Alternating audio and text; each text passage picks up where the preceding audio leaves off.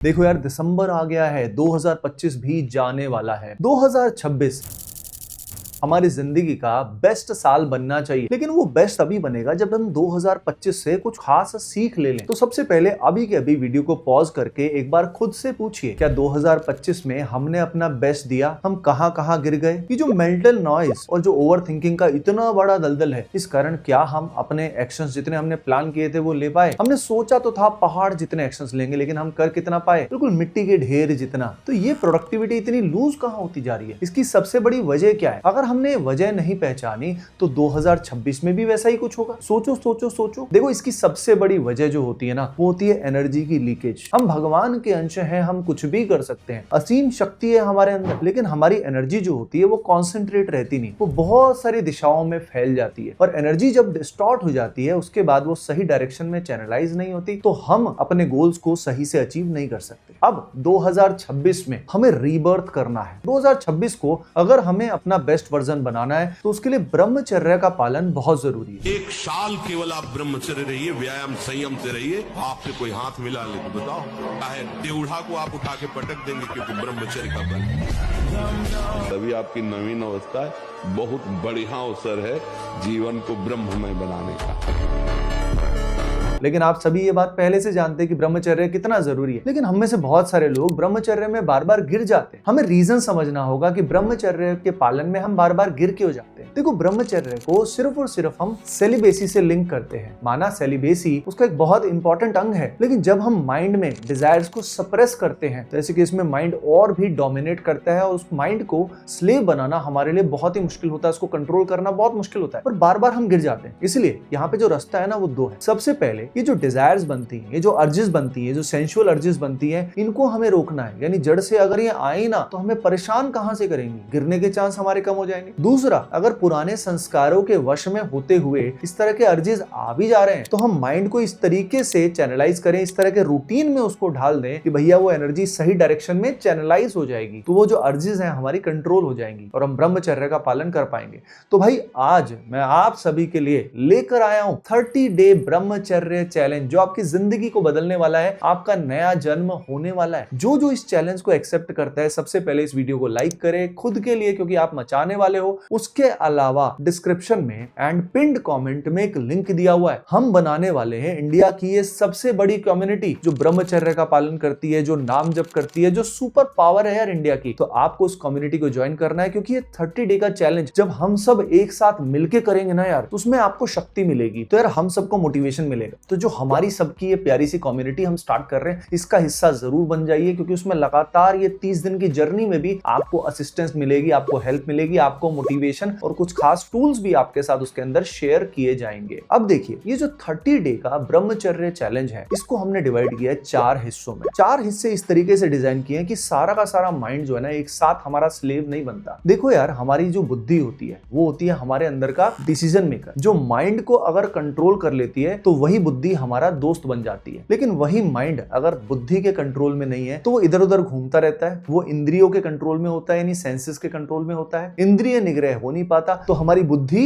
भ्रष्ट हो जाती है। बुद्धि जब हमारी भ्रष्ट हो जाती है, तो संशय आते हैं, हर चीज में कंफ्यूजन होता है, डिलेमाज होते हैं। और प्रभु ने श्रीमद् भगवत गीता में कहा है, संशात्मा विनश्यते, यानी ऐसी बुद्धि जिसमें बहुत सारे कंफ्यूजन ही कंफ्यूजन फंसते रहते हैं, उसका विनाश हो जाता है। तो हमें ऐसी बुद्धि नहीं बनानी भैया, हमारी बुद्धि ऐसी होनी चाहिए जो हमारे माइंड को कंट्रोल कर पाए। अब कंट्रोल एकदम से तो आएगा नहीं, ये जो 4 वीक का 4 स्टेप प्रोसेस है, आइए इसको देखते हैं। देखो, पहले वीक में हमें करना होगा डिजिटल ब्रह्मचर्य, यानी सबसे पहले हमारा जो डिजिटल डिवाइसेस जैसे फोन है, लैपटॉप, स्मार्ट वॉचेस है, इन सब के जो एडिक्शन होते हैं ना, नोटिफिकेशन देखने के, रील्स देखने के और भी तरह तरह के गलत कंटेंट देखने के, वो एडिक्शंस को हमें जड़ से खत्म करना है। अब कैसे कंट्रोल करोगे? देखो यार, ये जो पर्टिकुलर चैलेंज है उन सभी के लिए है जो अपनी जिंदगी को बदलना चाहते हैं। तो आपको अपने जीवन में ये उतारने पड़ेंगे सारे स्टेप्स। देखो, सबसे पहले सुबह जब उठते हो, तो सुबह उठने के बाद अगर आप फोन चेक करते हो, तो नेचुरली समझ में आ रहा है कि माइंड ने अपना काम शुरू कर दिया है, यानी माइंड ने कंट्रोल आपके ऊपर कर लिया, आपकी बुद्धि पे। इसलिए जो पहला 1 घंटा है सुबह उठने के बाद और सोने से पहला 1 घंटा है, उस समय कोई भी डिजिटल डिवाइस आपको यूज करना ही नहीं है। समझ रहे हो ना? अलार्म ऑफ कर रहे हो या लगा रहे हो, ये छोटी मोटी चीज अलग बात है, पर आपको फंडामेंटली ये जो 2 घंटे हैं, ये आपके लिए रेड फ्लैग है। इस समय रेड जोन है, इस समय फोन को या डिजिटल डिवाइस को बिल्कुल भी यूज नहीं करना है। अब बात आती है दिन भर कितना यूज करना है। देखो प्रैक्टिकली आप सबको पता है कि फोन के बिना या डिजिटल डिवाइस के बिना हमारा काम नहीं चलता, क्योंकि हम वर्क करने के लिए या पढ़ाई करने के लिए कहीं ना कहीं उसका यूज करते हैं। पर गलती कहाँ होती है ना, हम वीडियोस देखने बैठ जाते हैं और कोई टाइम लिमिट नहीं रखते, हम लगातार वीडियोस को देखते रहते हैं और उसी में बह जाते हैं। इसीलिए जो भी काम आपको करना है, पढ़ाई करनी है या कोई भी काम करना है, उसका टाइम फिक्स कर लो भाई कि इतने समय मुझे अपने लैपटॉप पे या फोन पे लगना है, काम करना है, और काम करने के बाद मैं इसको बंद कर दूंगा। उसके अलावा फोन को या डिजिटल डिवाइस को अपने पास मत रखो, क्योंकि नेचुरल रिफ्लेक्स हमारा बन जाता है। रिफ्लेक्स को आप जानते हो ना, हैबिट्स बन जाती है। पास होगा तो फोन को हम उठा ही लेंगे, उसकी नोटिफिकेशन चेक कर ही लेंगे। लैपटॉप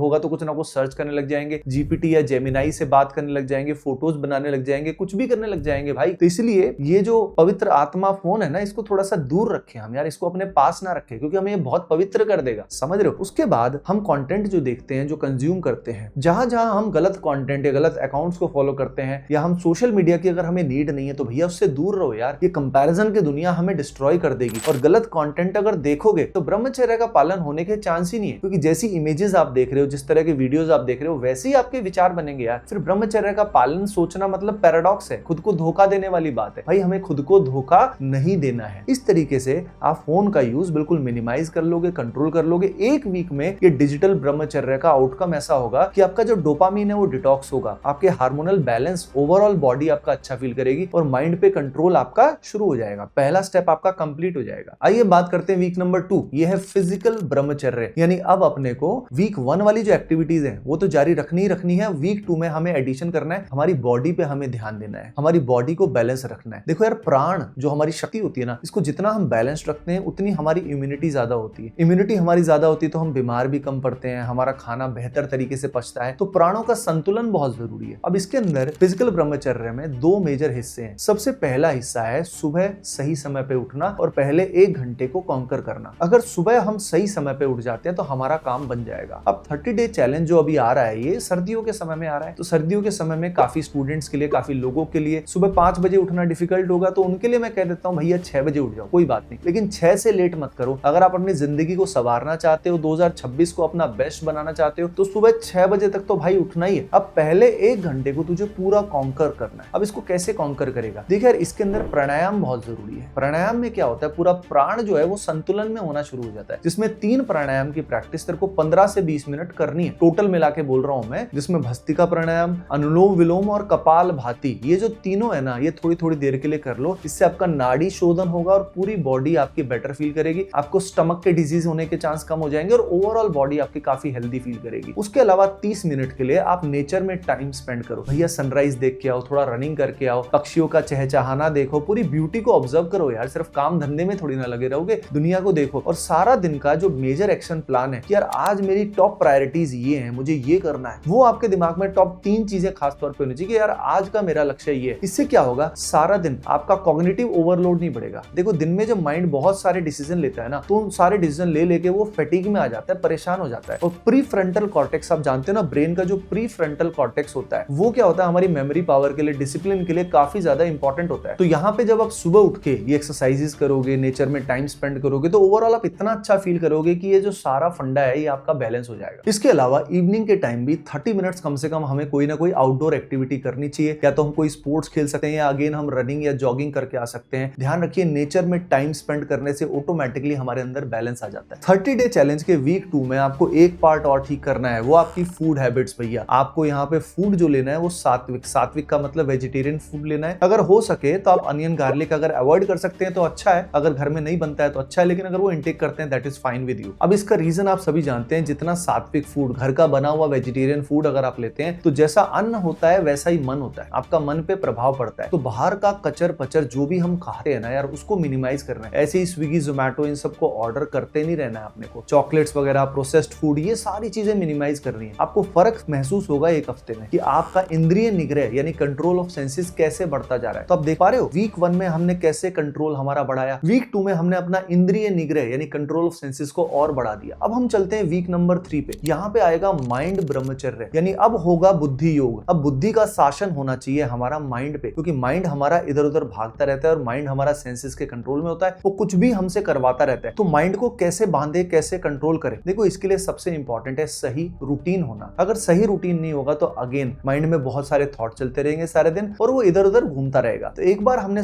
सोच समझ के लक्ष्य बना लिया कि भैया हमें ये अचीव करना है, तो बार बार हमें उसके बारे में सोचना नहीं है, हमें उसमें जो भी एक्शंस हमने डिसाइड करे वो हमें अप्लाई करने। रूटीन बनाते हुए एक बात का जरूर ध्यान रखिए, भैया उसको प्रैक्टिकल बनाइएगा। बहुत ज्यादा एम्बिशियस कई बार हम बना लेते हैं, जो हम अचीव नहीं कर पाते तो हम आगे डीमोटिवेट होते हैं। उसके अलावा आपकी डेली रूटीन के अंदर बहुत सारे छोटे छोटे माइक्रो टास्क होते हैं, उन माइक्रो टास्क को आप लिस्ट कर लिया करो। अब जैसे ही कोई माइक्रो टास्क कंप्लीट होता है तो उसको आप टिक कर लिया करो, किसी पेज पे लिख सकते हो, फोन का अवॉइड करो उतना अच्छा, एक डायरी रख सकते हो। तो टास्क जैसे जैसे आपका कंप्लीट होता जाएगा ना, टिक करते जाओगे या उसको क्रॉस करते जाओगे, आपका मोटिवेशन लेवल बढ़ता जाएगा। यानी पूरी इस जर्नी को, पूरे इस रूटीन को आपको गेमिफाई कर देना है। अगली चीज आपको ये करनी है कि जब भी बैड हैबिट्स के कारण कोई अर्जिज आती है, संस्कारों की वजह से अर्जिज आती है, ध्यान रखना उस समय अपनी एनर्जी को अलग डायरेक्शन में चैनलाइज कर दो। या तो बाहर नेचर में टाइम स्पेंड कर लो, या किसी से बात करने लग जाओ, या कोई एक्शन कर लो। उससे क्या होगा, वो अर्ज चली जाएगी। ये पक्का होता है, ये बहुत ही अच्छा ट्रिक होता है अर्जिज को अवॉइड करने का। 2026 में एक बात आपको ध्यान रखनी है, be a doer, just do it. यानी कर करके ही मोटिवेशन आता है। अगर आप एक्शंस नहीं लोगे ना, तो कितना ही सोचते रहो, कितनी प्लानिंग करते रहो, काम नहीं बनेगा। छोटे छोटे मैसिव एक्शंस लोगे और आप अपना बेस्ट वर्जन जरूर बन जाओगे। अभी जो वीक 3 है, इसमें एक इंपॉर्टेंट एडिशन आपको जरूर करना है। ये सुबह और शाम आपको टाइम निकाल के 15 से 20 मिनट कम से कम करना है। इस समय आप नाम जप कर सकते हैं, प्रभु का सच्चिदानंद नाम ले सकते हैं, हरिनाम कीर्तन कर सकते हैं। ये सुबह भी आपको करना है, शाम को भी आपको करना है, और हो सके तो सोने से पहले भी करना है। नाम जब आप करते हैं तो उस समय ओवर थिंकिंग बहुत होती है, इसीलिए आप सामने प्रभु की छवि को रख सकते हैं ताकि नाम के साथ ध्यान बहुत अच्छा लगे। या प्रभु का नाम आप सामने रख सकते हैं और नाम को देख भी सकते हैं और साथ में आप नाम ले भी सकते हैं, उससे आपका ध्यान लगेगा। उसके अलावा अगर आपको कोई मेडिटेशन की टेक्निक आती है तो नाम जप के अलावा आप वो भी कर सकते हैं। जो आपको सूट करे वो आपको जरूर करना है, इससे आपका माइंड कंट्रोल नेक्स्ट लेवल पे चला जाएगा। यानी ब्रह्मचर्य और साथ में नाम जप यानी सुपर पावर। 30 डे चैलेंज का लास्ट हिस्सा यानी 4th वीक सबसे अहम है। इसमें वीक 1, वीक 2, वीक 3 में जो भी हमने सीखा है ये तो हमें अप्लाई करना ही होगा। अब इसके साथ साथ हमें करनी है इनर हीलिंग। देखो यार, बचपन से लेके आज तक हमारे बहुत सारे ट्रॉमाज रहे हैं। यानी दुनिया में बहुत सारे फेलियर्स हमने झेले होंगे और बहुत सारी ऐसी बातें भी सुनी होंगी, जजमेंट सुने होंगे जो बाकी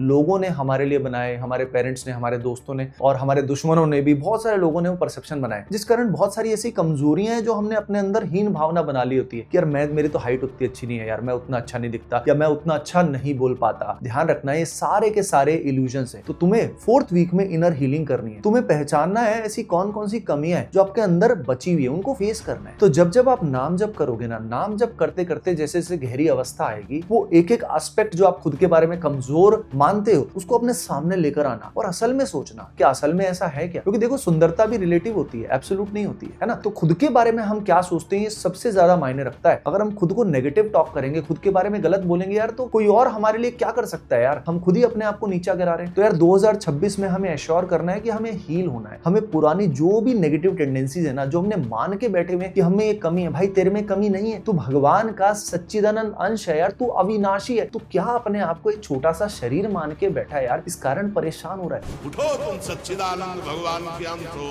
गरजो, नाम जप करो, सिंहवत रहो, जब जाओ तो मुस्कुराते हुए हरि के पास जाओ। तो ये जो छोटी छोटी टेंडेंसीज है इससे निकल, नहीं तो आगे तो अपना बेस्ट वर्जन नहीं बन पाएगा। अब हीलिंग के लिए सबसे इंपॉर्टेंट होता है अपने थॉट्स को ऑब्जर्व करना। ये जो थॉट्स होते हैं या तो पास्ट में चलते रहते हैं या फ्यूचर में चलते रहते हैं, और उसके अलावा जो इवेंट्स होते हैं हमारे आसपास, उस तरह का बहुत सारा डेटा हमारे माइंड में अननेसेसरी प्रोसेस होता रहता है। अब दिक्कत क्या होती है ना, इस डेटा को हम बहुत सारा अटेंशन देते हैं। जब हम बहुत सारा अटेंशन देते हैं तब वो हमारे ऊपर डोमिनेट करता है, माइंड का कंट्रोल खत्म हो जाता है। तो हमें यहाँ पे सीखना होगा इन थॉट्स से डिसोसिएट होना। ये जो थॉट्स हैं एक बार हम ऑब्जर्व करेंगे तो हमें समझ में आएगा कि ये सारी थॉट्स हमारी नहीं होती, ये हमारे एनवायरनमेंट का प्रोडक्शन होता है। तो जैसे ही हम थॉट से डिसोसिएट होना शुरू करेंगे वैसे ही हमारी हीलिंग बढ़ती जाएगी। और ध्यान रखिए, जब तक ये इनर हीलिंग नहीं होगी तब तक हमारा रियल सेल्फ कॉन्फिडेंस नहीं बढ़ेगा। सो एवरीवन, मैं जानता हूं सभी के सभी ये जो 30 डे ब्रह्मचर्य चैलेंज के लिए बिल्कुल तैयार है। तो जो ग्रुप का लिंक नीचे दिया हुआ है उसको सभी के सभी ज्वाइन कर लें, वीडियो को लाइक कर दें। हम बनाने वाले इंडिया की ऐसी पावरफुल कम्युनिटी जो ब्रह्मचर्य का पालन करने वाली है, नाम जप करने वाली है, प्रभु की भक्त भी है भैया। सो गाइज, ये वीडियो आपको कैसा लगा कमेंट सेक्शन में मुझे जरूर बताइएगा, क्योंकि उससे मुझे और भी मोटिवेशन मिलता है आपके लिए ऐसे ऐसे वीडियोस लाने के लिए। चलिए मिलते हैं हम सभी नेक्स्ट वीडियो में। सभी को Radhe Radhe, love you all.